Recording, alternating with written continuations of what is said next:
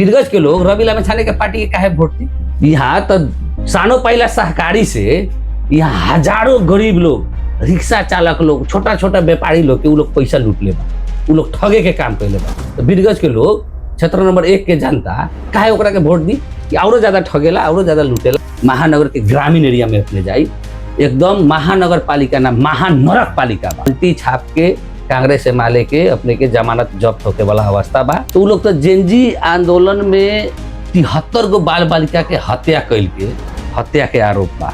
इतना बड़का नरसंहार भइल, ओकर भी जिम्मेवारी कांग्रेस से माले के लेवे के पड़ी। काहे से ओली जी प्रधानमंत्री और गृह मंत्री अपने के रमेश लेखक रहलन, इस चीज से उ लोग भाग नहीं खन सकत। तना हमर क्षेत्र के वीरगंज के बेरोजगार युवा बा जौन स्थानीय फैक्ट्री में काम करे के चाहता, उ लोग के हम नौकरी ना देवे तो अपने हमरा के कालो में सुन। जनमत पार्टी के एजेंडा बा कि जब तक किसान खुशी नहीं के हो सकत, सुखी नहीं के हो सकत, देश और प्रदेश समृद्ध नहीं के हो सकत। नमस्कार आदरणीय दर्शक वृंद, अभी अपने देख रहा बानी यात्रा रैली के प्रस्तुति। अभी हमनी के घोषणा पत्र कार्यक्रम चला रहा बानी सन। अभी देखल जाता बहुत सारा उम्मीदवारी भी पड़ल बाटे, पर एजेंडा विजन नेता लोग के का रहल बा अभी तक ले प्रश्न नहीं होके सकल। देखल जाता गांव घर में अभी घर दे लोग कार्यक्रम एकदम तीव्र रूप से हर एक पार्टी के हर एक नेता कार्यकर्ता लोग घर दे लोग कार्यक्रम कर रहल बानी लोग, पर जनता के कथी घोषणा पत्र देता नहीं लोग, इ विषय में हमनी के जानकारी नहीं है। आज यह विषय में हमनी के राजनीतिक चर्चा, अभी चुनावी बहस लगायत उमें घोषणा पत्र का रहल बा लोग से बातचीत करे जाइए। और आज हमनी के अतिथि बानी परसा क्षेत्र नंबर 1 से जनमत पार्टी से वहाँ के उम्मीदवारी पड़ल बा, वहाँ के परिचय उहे से हमनी के लेवल जाए। सर कार्यक्रम में स्वागत बा। धन्यवाद। सबसे पहले अपन परिचय बता दी, कौन पार्टी से उम्मीदवारी पड़ल बा, चुनाव चिन्ह का बा, एकरा के तनका प्रश्न कर दी। जी अपने लगायत संपूर्ण जनता जनार्दन मतदाता लोग से लोग के प्रति प्रणाम बा, कोटि कोटि नमन बा। हम ओम प्रकाश सराफ जनमत पार्टी के परसा जिला अध्यक्ष भी बानी और परसा क्षेत्र नंबर 1 से प्रत्यक्ष उम्मीदवार भी बानी। हमर चुनाव चिन्ह लाउड स्पीकर हरन छाप बा। एकर राष्ट्रीय अध्यक्ष डॉक्टर सीके राउत जी बानी। हाँ नेताजी, देखल जाता सबसे पहले हमनी के अपने के राजनीतिक यात्रा कैसे शुरू कैनी। विगत के दिन में अपने जनता समाजवादी पार्टी में भी अपने अच्छा अपन काम कैले रहनी, पर जनता समाजवादी पार्टी छोड़ के अभी अपने जनमत में पार्टी प्रवेश करके अपने के कहीं ना कहीं ये नेतृत्व कर रहल बानी। ई अपने के पार्टी काहे रोजनी, कारण का हो गई?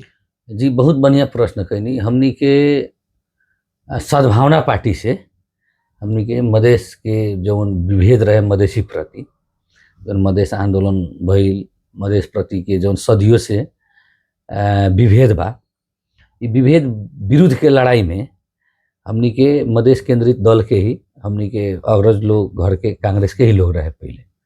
लेकिन हम जब राजनीतिक के धार में आईनी तो देखनी कि कांग्रेस से माले लगायत के जो राजनीतिक दल बा वो मधेश के प्रति और मधेसी के प्रति हरदम विभेद कैले बा, हरदम हेपे के काम कैले बा। तो हमनी के सद्भावना पार्टी से हम मूल स्ट्रीम पॉलिटिक्स में आईनी। सद्भावना पार्टी ही अपने के बाद में 6 दल मिल के राजपा बनल। राजपा ही अपने के उपेंद्र यादव जी के नेतृत्व के पार्टी से मिल के जसपा बनल। फिर जसपा से अलग होके लोसपा बनल। तो हम लोसपा में भी रहनी महानगर के अध्यक्ष।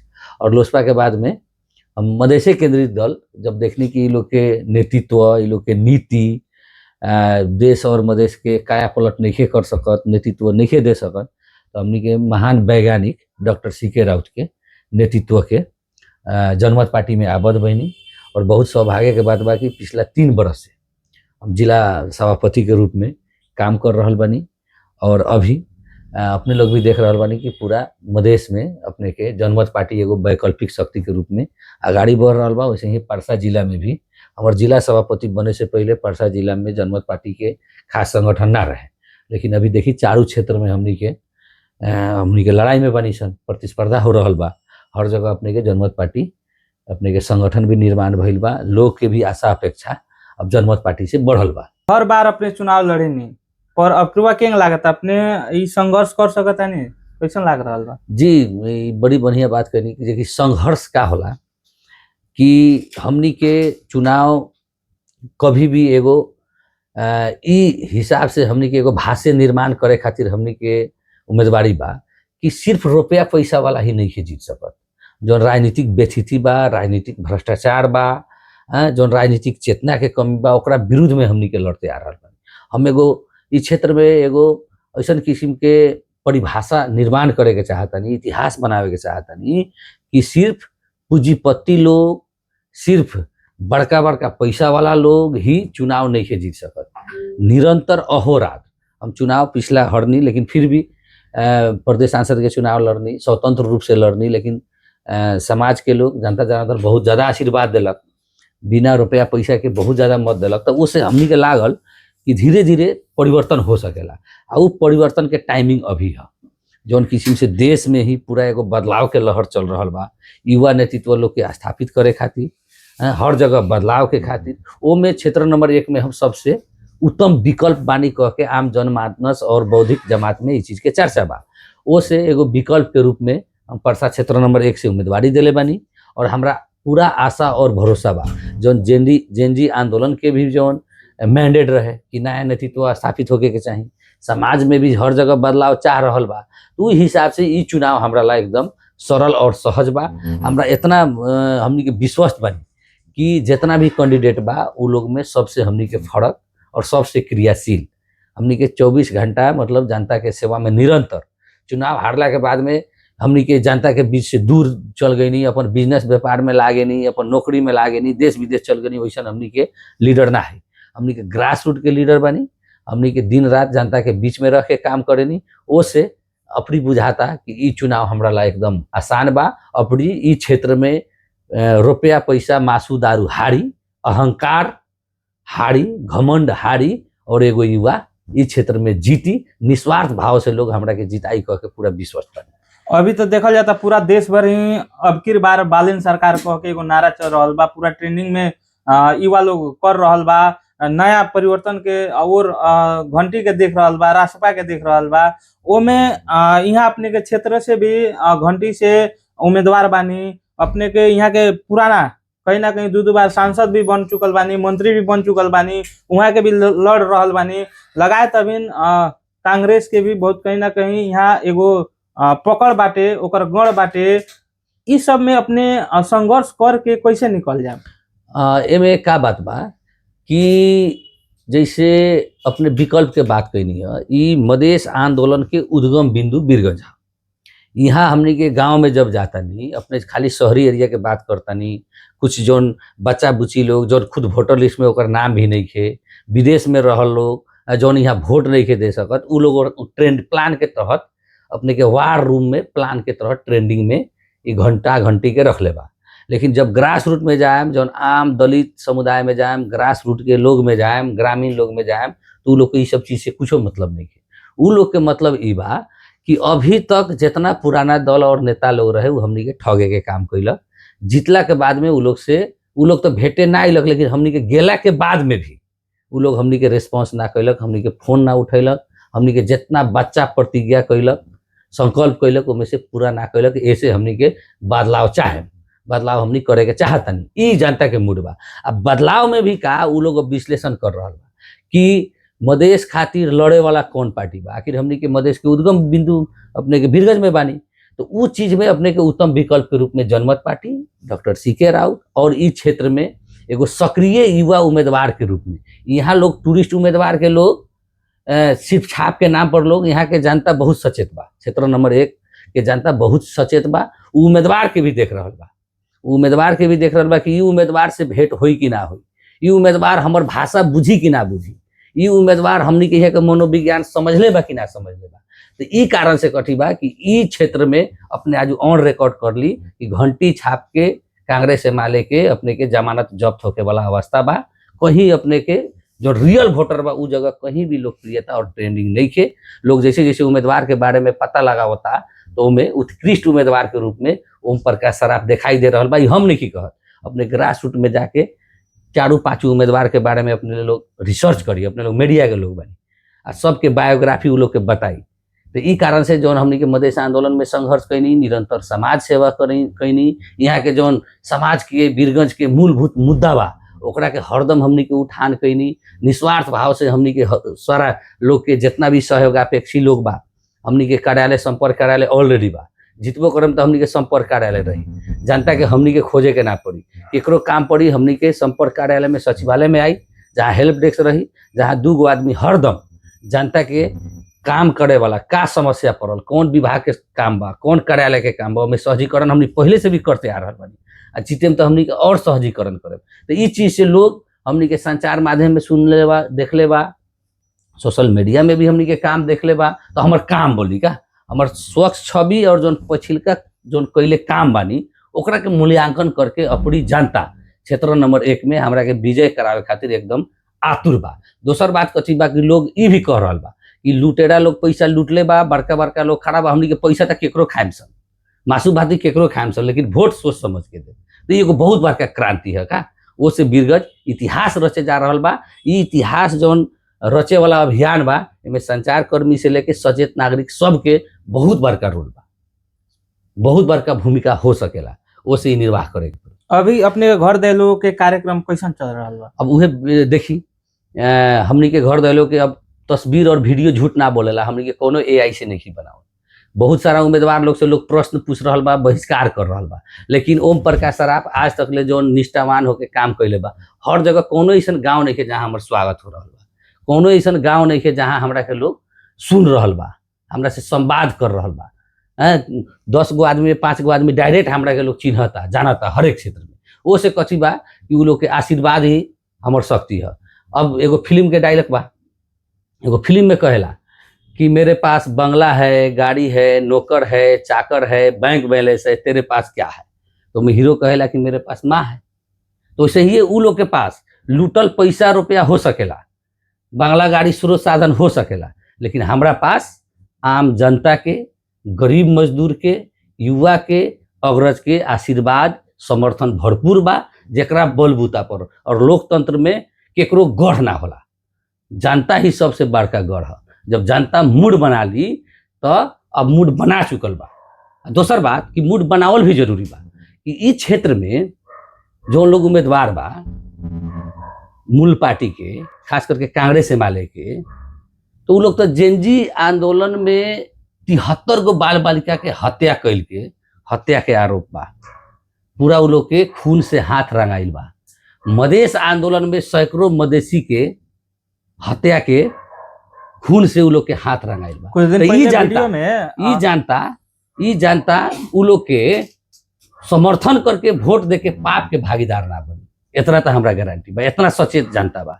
वो से उ लोग के बैलेट के माध्यम से जवाब देवेला, प्रतिकार करेला, सजाए देवेला जनता हर जगह तैयार बा अपने रिसर्च करके। कुछ दिन पहले ही कहीं ना नेकपा एमाले के सर्दीय अध्यक्ष केपी ओली जी अपन एगो पेज से वहाँ के एगो वीडियो सार्वजनिक कैले रहनी। वहाँ कह रहल बानी कि हम प्रधानमंत्री में रहनी, हम गोली चलावे के आदेश ना देले रहनी, ओकर छानबीन होकर कह के वहाँ के वीडियो भी बनैले रहनी। ऊपर अपने का प्रतिक्रिया बा? देखिए अभी यात्रा डेली बा, एकर संचालक आदरणीय हमनी के राम सराफ जाई बारन, लेकिन इनकरा मात हद के कर्मचारी लोग कोनो गलती मिस्टेक करता संस्था के आधार पर, तो ओकर जिम्मेवारी गार्जियन के लेवे के पड़ी।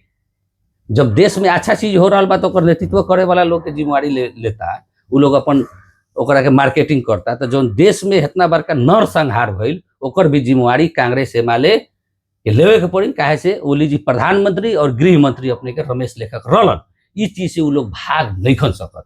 जब विकास निर्माण के काम के अपने जब जिम्मेवारी लेतानी, ओकरा के अपनत्व ग्रहण करतानी, तो जौन देश में खाता नागा भइल बा, जौन घटना दुर्घटना भइल बा, ओकर भी जिम्मेवारी राज्य के लेवे के काम हो, जो नेतृत्व करे वाला बा उ दल के लेवे के काम हो। तो वो से अभी जनता क्षेत्र नंबर 1 के साथ हर जगह ये हत्यारा पार्टी के बहिष्कार करेला आतुर बा। अपनी देश में बहुत बड़का परिवर्तन होके जा रहल बा, और खास करके मधेश में हर जगह 8 जिला में अपने के हॉर्न बाज रहल बा। अपने के जनमत पार्टी के वैकल्पिक शक्ति के रूप में लोग आगाड़ी बढ़ा रहल बा। एमे कहीं कोनो किंतु परंतु नहीं है। कारण कथी की संघीयता बचावे के क्रम में, मधेश आंदोलन के मुद्दा जोगावे के क्रम में, मधेश के अधिकार और स्वाभिमान के संरक्षण कैल भी जरूरी बा। जौन अभी के डेट में एकलौता जनमत पार्टी अपने के सदन से लेके सड़क तक हर जगह एगो जमा सांसद प्रत्यक्ष जीत रहनी, डॉक्टर सी के राव, लेकिन उनकरा के सुनेला सारा देश के लोग आतुर रहे, इंतजार करे कि वो आदमी आई। तो अब जब यहाँ संसद में अपने के 20-25 जने जाई, तब जाके मधेश के जो बाकी जो आंदोलन के मांग बा, अधिकार पहचान के सवाल बा, उ चीज के मांग भी पूरा करावे के दायित्व जनमत पार्टी के है। और ई कारण से भी मधेसी जनता के जनमत पार्टी के हर जगह जितावल जरूरी बा। न तो यहाँ अपने रवि लामेछाने के बात कही नहीं है, रासोपा के बात कही नहीं है, उ लोग के पूरा बायोडाटा निकाली, ओली जितना मधेश विरोधी रहे उससे लेटेस्ट वर्जन के अपने के खसवादी अपने के रवि लामेछाने। और बीरगंज के लोग रवि लामेछाने के पार्टी के काहे वोट दी? यहाँ तो सानो पहला सहकारी से यहाँ हजारों गरीब लोग, रिक्शा चालक लोग, छोटा छोटा व्यापारी लोग के उ लोग पैसा लूट ले बा, उ लोग ठगे के काम कैले बा। तो बीरगंज के लोग क्षेत्र नंबर 1 के जनता काहे ओकरा के वोट दी? औरो ज्यादा ठगेला, औरो ज्यादा लूटेला। अभी तो अदालत साबित नहीं कनु कैले, काहे साबित नहीं कैले? हर जगह धरौटी मांग कैले बा, कहीं भी ओकरा के निर्दोष साबित नहीं कैले। ई कारण से दोषी ने तो साबित नहीं कनु कैले ना। वहाँ धरौटी जब राखल बा, जब न्याय प्रक्रिया में बा, तो ओकरा के निर्दोष भी तो नहीं साबित कैले। आ बिना आग के धुआं ना उठेला। ई कारण से कथी बा कि मधेश अपने के क्रांति के भूमि है, बीरगंज एकदम क्रांति के भूमि है, मधेश आंदोलन के भूमि है। तो मधेश माँ के रक्षा खातिर भी एगो मधेश के शक्ति जरूरी बा। जो जनमत पार्टी उत्कृष्ट पार्टी बा, ई सारा जनता के सोचे के चाहिए, समझे के चाहिए। कारण कथी कि यदि संघीयते समाप्त हो जाता, मधेश के अधिकारे अपहरण हो जाता, तो फिर उहे हमनी के हेपाई हुई, उहे हमनी के भेदभाव हुई। जौन हुमला जुमला में भी मधेसी लोग जाके हाकिम कर्मचारी बन रहल बा, सब जगह के कटौती करे के काम करी। ओसे अभी तो मधेश आंदोलन के अपने के एजेंडे अभी अधूरे बा। तो वो से भी मधेश के शक्ति चाहिए, हाउस से लेके सदन से लेके सरकार तक अपन बात रखेला एगो वैकल्पिक शक्ति चाहिए। जो डॉक्टर सीके राव से उत्कृष्ट शक्ति नहीं के हो सकत। काहे से दूसरा दल से काहे फर्क बा कि दोसर दल अपने के मंत्री बनेला बारंबार 8-8 टुकड़ा भइल बा, लेकिन डॉक्टर सीके राउत के तीनों शीर्ष नेता उप प्रधानमंत्री बने के बार बार ऑफर दिले बा, लेकिन कभी नहीं कर। वैसे स्वार्थ के राजनीति कभी नहीं खन कैले। मधेश के मुद्दा और मधेश के उत्थान उनकर मूल एजेंडा है। एकरा खातिर लड़ाई और संघर्ष कर रहा बा।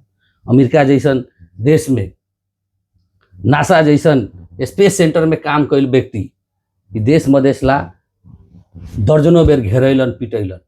काहेला? मधेश के जनता के संपन्नता खातिर, स्वाभिमान खातिर। तो ई लड़ाई में का मधेश के जनता साथ ना दी? जरूर दी। ओसे हमनी के विश्वास बा कि जनमत पार्टी एकदम हर जगह आगाड़ी बढ़ी। अभी अपने घर देलू कर रहल बानी, पर्सा क्षेत्र नंबर 1 के जनता लोग सबसे बड़का बड़का समस्या कथी सुनावता?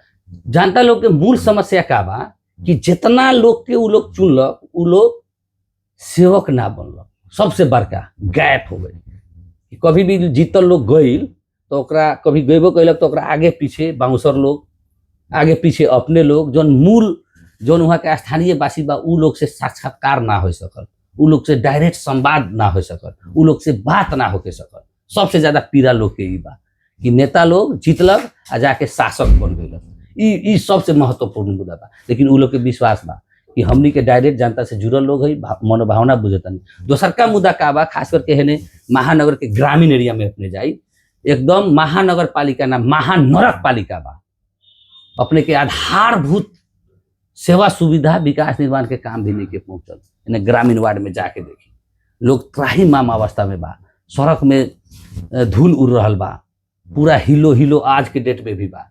नाला के समस्या बा, लोग के इतना औद्योगिक कॉरिडोर में इतना फैक्ट्री बा हजारों के संख्या में, स्थानीय लोग के वहाँ रोजगारी नहीं के मिलत। लोग वहाँ जो खास करके सिरसिया कॉरिडोर में नदी के आसपास में जो लोग बासिंदा बा, उ लोग दिन प्रतिदिन बीमार होते जा रहल बा। अपने के सिरसिया नदी के सफाई प्रदूषण मुक्त करे के उ लोग ललायत बा।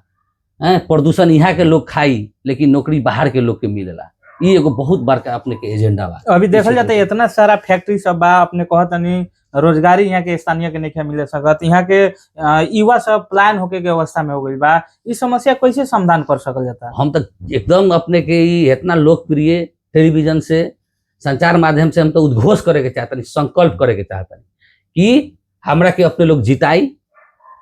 जितना हमारे क्षेत्र के बीरगंज के बेरोजगार युवा बा, जो स्थानीय फैक्ट्री में काम करे के चाहता, उ लोग के हम नौकरी ना देवे, तो अपने हमरा के कालो मसूद दे।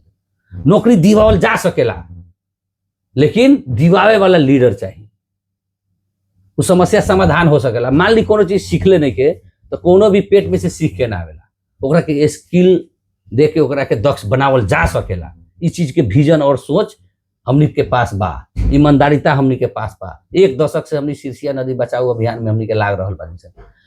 काहे लाग रहल बानी सन कि यहाँ के लोग के नौकरी भी मिलो और ये प्रदूषण मुक्त भी हो। तो इस चीज के विजन और सोच हमनी के पास बा, कइल जा सकेला, लेकिन प्रश्न दृष्टिकोण चाहिए और ईमानदारिता चाहिए। जो आज तक ले यहाँ के लोग, यहाँ के जो जीतल लोग, उ लोग में क्षमता ना भई। क्षमता होला के बावजूद भी उ लोग निहित स्वार्थ में लाके बीरगंज के लोग, कितना दुख के बात बा। औद्योगिक नगरी कहे नहीं, बहुत सारा युवा अपने के पलायन होके के अवस्था में अपने ही मुद्दा उठेनी। हम रोज यही मुद्दा उठान कर रहा है। और जेकरा नौकरी नहीं खे मिलत, जेकरा विदेश जाएला पैसा नहीं खे, वो आज लागू अवसर दुर्व्यसनी में फंस के दर दर भटक रहा बा। बहुत विडम्बना बा। तो से भी अभी नेतृत्व परिवर्तन कर बहुत जरूरी बा। काहे से अपने सिंगमरमर के रोडे बना दे, लेकिन घर में खाएला ना रही, इलाज करावेला पैसा ना रही, तो वो कोनो चीज अच्छा ना लाई। वो से हमनी के जड़ जड़ महिला सशक्तिकरण के सवाल में देखी, महिला लोग के रोजगारी एकदम न्यून बा, ना के बराबर बा। अपने के पढ़ाई लिखाई दवाई सब चीज में अपने के दुनिया भर के महंगाई हो गई और आमदनी के स्तर दिन प्रतिदिन घटते जा रहा है। गरीबी दूर नहीं के होत। गरीबी दूर के भी फॉर्मूला हमनी के पास बा कि महिला लोग के सशक्त करे के पड़ी, महिला लोग के लघु उद्योग से जोड़े के पड़ी, महिला लोग के स्वनिर्भर बनावेला उ लोग के सीख देवे के पड़ी, उ लोग के प्रोडक्ट के देश विदेश में अपने के प्रवर्धन करे के पड़ी। और स्थानीय लेवल में जौन भी अपने के महिला फ्रेंडली उद्योग धंधा बा उसे ओकरा के छोड़े के पड़ी। जब तक पुरुष के साथ साथ महिला भी 2 पैसा ना कमाई, तब तक हमनी के समाज से गरीबी दूर नहीं हो सकता। दोसर का गरीबी के कारण का बा कि इतना बड़का अस्पताल होला के बावजूद भी अपने के राजनीतिक हस्तक्षेप के कारण से अपने के ध्वस्त हो चुकल बा। लोग के विश्वास नहीं है। लोग ऋण कर्जा कार के, घर खेत बेच के, धान चावल बेच के लोग प्राइवेट में जाके अपने के इलाज करावे पर मजबूर बा। तो लोग के तो कमाई के अधिकांश चीज अपने के बोर्डिंग के अवस्था देखी। सरकारी अस्पताल में 50-50 हजार 40-40 हजार तलब बा, लेकिन वहाँ के पढ़ाई के स्तर न्यून बा। लेकिन मजबूर होके लोग ठेला चला के भी लोग काहे बोर्डिंग स्कूल में पढ़ा रहे। जब चुनाव ई कारण से भी गरीबी दूर करेला खर्चा कटौती करे के पड़ी और आमदनी बढ़ावे के पड़ी, जेकर प्रश्न दृष्टिकोण हमनी के पास बा। किसान लोग के जाके देखी समस्या, खेती योग्य जमीन बा लेकिन समय में खाद ना मिलेला, बीज बीजन ना मिलेला।